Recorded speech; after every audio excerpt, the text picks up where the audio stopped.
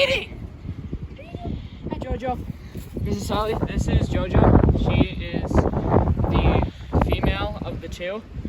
They are also siblings, and Jazzy is over there. Is the male of the two. And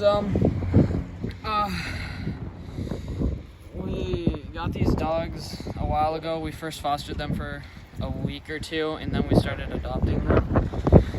And usually I just come out here to run with them a little bit.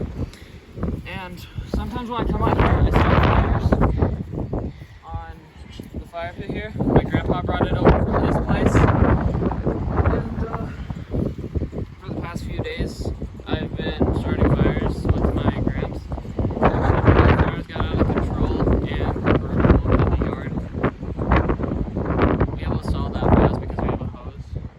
It was hard though. But my dogs all Jojo, Jazz, Jojo. My dogs are one of the most important things to me. I love them way too much to let anyone hurt them. And these two just are very small dogs, so I don't mind if I pick them up or not. But what are you doing? But out of the two, the more dominant one is probably Jazzy. But they're 3 years old, I think. And